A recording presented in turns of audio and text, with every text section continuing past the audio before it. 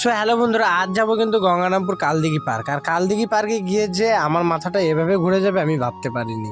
কেন কেননা গাইস, কালদিঘি পার্কে গিয়ে দেখছি এতটা ভিড়, মানে আমি ভাবতেও পারিনি যে এতটা ভিড় হতে পারে এই পার্কের ভেতরে বসন্ত উৎসবে। আর আমাকে তো দেখতেই পারছো আমার অবস্থাটা কি হয়ে গেছে গাইস। কেননা রং মেখে কিন্তু পুরো ভূত, আর আমার সাথে কিন্তু ছিল দুষ্টু আরও দুটো বন্ধু। আমরা কিন্তু কালদিঘি পার্কে গিয়ে ঢুকতেই না ঢুকতেই দেখি আমাদের কিন্তু অবস্থাটা হয়ে গেল ঠিক খারাপ। আর পার্কের ভিতরে গিয়ে যে এতটা অবস্থা খারাপ হবে মানে আমি তো আরও ভাবতেই পারিনি। পার্কে যেদিকেই যাচ্ছি সেদিকেই মানে আর কি ঘেটে ঘি গাইস, এরকম ঘটনা হয়ে গেছে। মানে পার্কের চারিদিকে এত ভিড় এত ভিড়, আর এখানেই মনে হচ্ছে একদম বসন্ত উৎসবে সবাই এসে গেছে। চারিদিকে খালি ছেলে মেয়েদের ভিড়, আর এতটা ভিড় যেটা তোমাদেরকে বলে বোঝাতে পারবো না। তোমরা পুরো ভিডিওটা দেখতে থাকো। আর ভিডিওটা একটু দেরি হয়ে যাবে তাই কিন্তু করে দিলাম একটু ফাস্ট, কেননা দেখতে পাচ্ছ এতটা ভিড় যার মধ্যে দিয়ে কিন্তু আমি হাঁটতেও পারছিলাম না।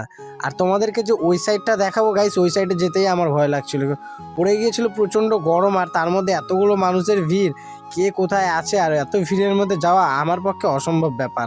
যার কারণে কিন্তু আমি তাড়াতাড়ি চলে গেলাম দোকানে, আর দোকানে গিয়ে কিন্তু নিয়ে আসলাম 4টে আইসক্রিম, দুষ্টু আমি, আর একটা জলের বোতল গাইস। গরম প্রচণ্ড পড়েছে যার কারণে কিন্তু আইসক্রিম খেয়ে একটু শরীরটাকে করতে হবে ঠান্ডা। আর তোমরা কারা কারা এই কালদিঘি পার্কে এসেছিলো অবশ্যই কিন্তু আমাকে কমেন্ট বক্সে গিয়ে কমেন্ট করো। আমিও কিন্তু এসেছিলাম এই কালদিঘি পার্কে, আর এখানে কিন্তু গাইস একটা রিয়েল ব্যাপার ছিল যে সব কিন্তু জোড়ায় জোড়ায় ঘুরছিল, বাট আমরাই একমাত্র সিঙ্গেল গিয়েছি।